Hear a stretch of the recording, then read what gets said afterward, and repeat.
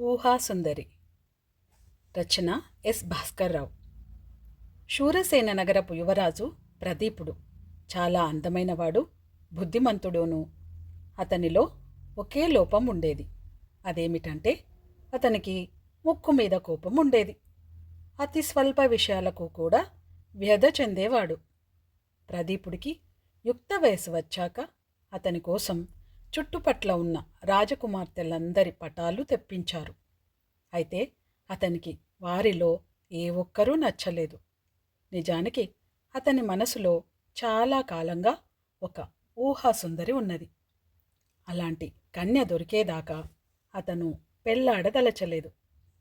ఏ రాజకుమార్తె చిత్తరువు చూసినా ప్రదీపుడు, నేను పెళ్లాడదలచిన కన్య ఇలా ఉండదు అనేవాడు. అతను అస్తమానము ఐదే మాట అనటం విని విని రాజుకు విసుగెత్తిపోయి, నీకు కావలసిన కన్యను నువ్వే వెతుక్కో అన్నాడు. ప్రదీపుడు కొద్దిమంది పరివారాన్ని వెంటబెట్టుకొని దూరదేశాలకు ప్రయాణమయ్యాడు. ఎన్ని వందల యోజనాలు తిరిగినా అతనికి కావలసిన కన్య ఏ రాజభవనంలోనూ కనిపించలేదు.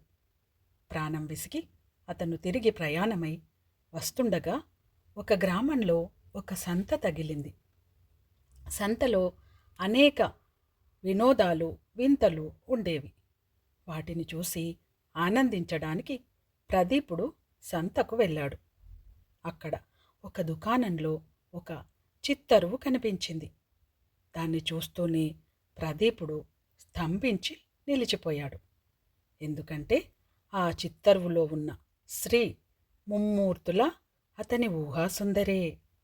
అతను దుకాణం వాణ్ణి, ఈ బొమ్మ ఎవరిది, లేక ఇది ఊహాచిత్రమా అని అడిగాడు. ఇది కోటనగరపు రాజకుమార్తె చిత్తరువు.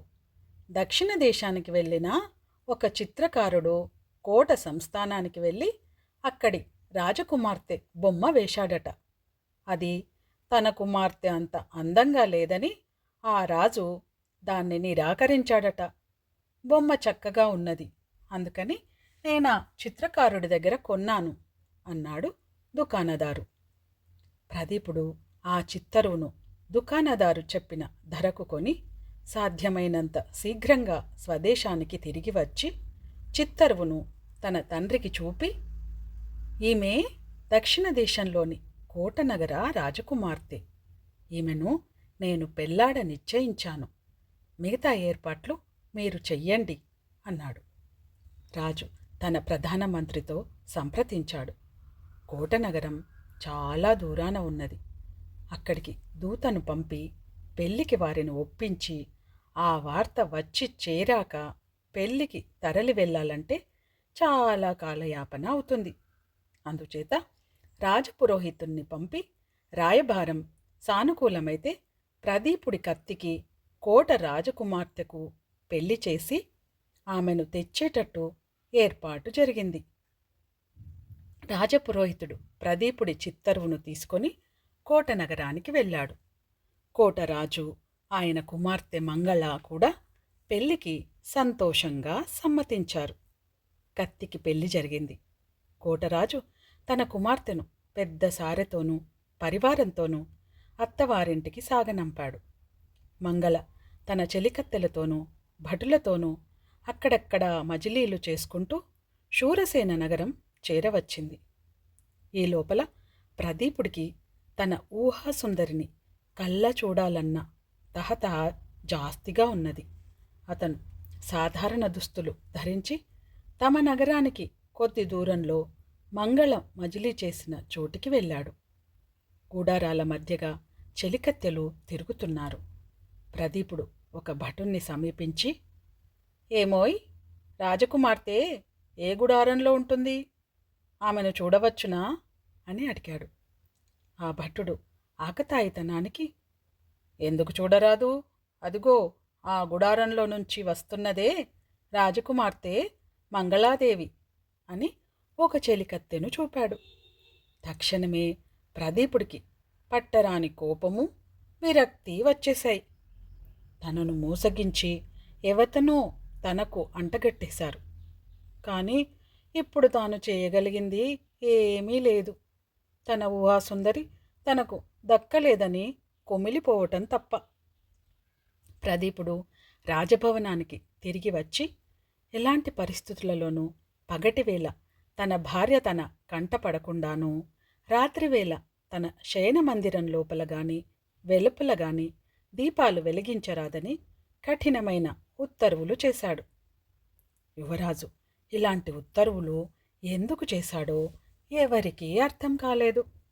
అయితే అతను తన భార్యను వరించి చేసుకున్నాడు కనుక ఎవరూ ఆందోళన చెందలేదు. కానీ మంగళ మటుకు చాలా ఆందోళన పడింది. తాను చిత్తరువులో చూసిన వాణ్ణి కాకుండా మరొక మనిషికి తనను పెళ్లి చేశారేమోనని, అందుకే తన భర్త తన కంట పడకుండా ఉండటానికి ప్రయత్నిస్తున్నాడేమోనని ఆమెకు శంక కూడా కలిగింది. అయితే ఆమె తన భర్త కంటపడకుండా చాటున ఉండి అతన్ని చూడగలిగింది. అంతటితో ఆమె భయం తీరిపోయింది. కానీ ఆశ్చర్యం అలాగే ఉండిపోయింది. ప్రదీపుడు రాత్రిపూట కటిక చీకట్లో తన శయనమందిరం ప్రవేశించాడు. మంగళ మాట్లాడిస్తే ముక్తసరిగా సమాధానం ఇచ్చేవాడు. తెల్లవారుగట్ల కటిక చీకట్లోనే బయటికి వెళ్ళిపోయి మళ్ళీ రాత్రి పొద్దుపోయిన దాకా మంగళ ఉన్న ఛాయలకు వచ్చేవాడు కాడు. రోజురోజు ఇలా జరుగుతుంటే మంగళ భరించలేకపోయింది. తన భర్త ప్రవర్తనకు కారణమేమిటో తెలుసుకునేదాకా ఆమె మనసు ముళ్ళ మీద ఉన్నట్టు అనిపించింది. అందుచేత ఆమె తన వెంట ఉన్న ముసలి దాసిని సలహా అడిగింది. తల్లి, నీ అందం కోసమే నిన్ను పెళ్లి చేసుకున్నాడని ఇక్కడి వాళ్ళు చాలాసార్లు చెప్పారు. అది నిజం కాదేమో మరి. నిజమైతే నీ ముఖం చూడకుండా ఉండడానికి ఇన్ని పాట్లు పడతాడా? అతను పగలల్లా గోశాల వద్ద ఉంటున్నట్టు తెలిసింది.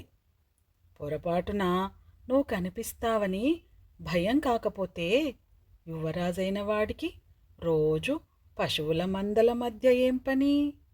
నిన్ను చూస్తే అతను ఏం చేస్తాడో తెలుసుకోవటం అవసరం. అందుకే ఒక పని చేద్దాం. నువ్వు సామాన్య దుస్తులు ధరించి అలంకరణలు లేకుండా నా వెంటరా. పశువులుండే చోటికి పోదాం. నిన్ను చూడగానే నీ భర్త ఏం చేస్తాడో జాగ్రత్తగా గమనించు. దానితో అతని రహస్యం తెలిసిపోవచ్చు అన్నది ముసలిదాసి. మర్నాడు తెల్లవారుజామున ప్రదీపుడు శయనమందిరంలో నుంచి వెళ్ళిపోయాక రాజభవనం ఇంకా మాటుమణిగి ఉండగానే మంగళ ఒక పాత చీర కట్టుకొని ఆభరణాలు పెట్టుకోకుండా తలైనా దువ్వుకోకుండా తన దాసి వెంట రాజుగారి గోశాలలున్న చోటికి బయలుదేరి వెళ్ళింది. అప్పటికే ప్రదీపుడు అక్కడికి చేరాడు. ముసలిది తిన్నగా అతనున్న చోటికి వెళ్ళి, బాబూ, ఈ పిల్లది నా మనవరాలు. వైద్యులు ఉష్ణధారలు తాగించమన్నారు. తమ సెలవైతే అన్నది. ఆమె మాట పూర్తి చెయ్యలేదు. ప్రదీపుడు మంగళకేసి కళ్ళు పెద్దవి చేసి చూస్తున్నాడు. అతని ముఖం వెలవెలబోతుంది. తన ఊహాసుందరి ఈ ముసలిదాని మనవరాలా? అతను తన కళ్ళను తానే నమ్మలేకపోయాడు. ఏం బాబూ అని ముసలిది మళ్ళీ అడిగినదాకా రాజకుమారుడు ఈ ప్రపంచంలో లేడు. ఉష్ణధారలా? తాగించు తాగించు అన్నాడు ప్రదీపుడు తడబడుతూ. మంగళ ఒక ఆవును పాలు పితుకుతున్న చోటికి బయలుదేరి కెవ్వున అరిచింది. ఆమె కాలులో ముళ్ళు గుచ్చుకున్నది. ఏమైంది అని ప్రదీపుడు ఆందోళన పడుతూ వచ్చాడు. తన ఊహాసుందరి కాలిలో ముళ్ళు విరిగిందని వినగానే అతని కళ్ళు చప్పున చెమ్మగిల్లాయి. నన్ను పట్టుకు నిలబడు అని మంగళను హెచ్చరించి ప్రదీపుడు ఆమె కాలిలో గుచ్చుకున్న ముళ్ళును తానే స్వయంగా తీశాడు. పాలు పితికేవాడి చేత మంగళ 4 ధారలు నోట్లో పిండించుకొని వస్తాను, సెలవిప్పించండి అన్నది ప్రదీపుడితో. రోజూ వస్తావు కదా, ఈ వైద్యము 40 రోజులు చెయ్యాలంటారు అన్నాడు. ప్రదీపుడు అతని గొంతులో అంతులేని ప్రేమ తొణికిసలాడింది. మంగళ నవ్వి వస్తాను అంటూ ముసలిదాసి వెంట బయలుదేరి ఎవరూ చూడకుండా పక్క వాకిలికుండా రాజుభవనం ప్రవేశించింది. ఆ రాత్రి ప్రదీపుడు పడక గదిలో గాఢాంధకారంలో నిద్రపోతుండగా మంగళ అతన్ని లేపింది. ఏమిటి, ఏం కావాలి అన్నాడతను చిరాకుగా. అరికాలు బాధ పెట్టుతున్నది. పొద్దున ఏదో గుచ్చుకున్నది. దాని మూలంగా పాదం వాచినట్టున్నది అన్నది మంగళ. చేసేది లేక ప్రదీపుడు నౌకర్లను కేకపెట్టి దీపం తెమ్మన్నాడు. దీపం వచ్చింది. అతను ఆమె చూపిన పాదాన్ని చూసి వాపున్నట్టు లేదే అన్నాడు. వాపు లేదు, నొప్పి లేదు. మీ ముఖం చూద్దామని దొంగ ఎత్తు వేశాను అన్నది మంగళ నవ్వుతూ. అప్పుడతను దీపం కాంతిలో ఆమె ముఖాన్ని తల ఎత్తి చూశాడు. తన ఊహాసుందరి. అతనికి ఆనందంతో మూర్ఛ వచ్చినంత పనైంది. మర్నాటి నుంచి యువరాజుగారు పగలల్లా అంతఃపురం నుంచి కదిలేవాడు కాడు. అతని శయనమందిరం దీపాలతో దేదీప్యమానంగా వెలిగిపోతుండేది. దాని ముందున్న నడవలలో అడుగడుగున దీపాలు వెలుగుతూ ఉండేవి. యువరాజులో వచ్చిన ఈ మార్పు కూడా ఎవరికీ అర్థం కాలేదు.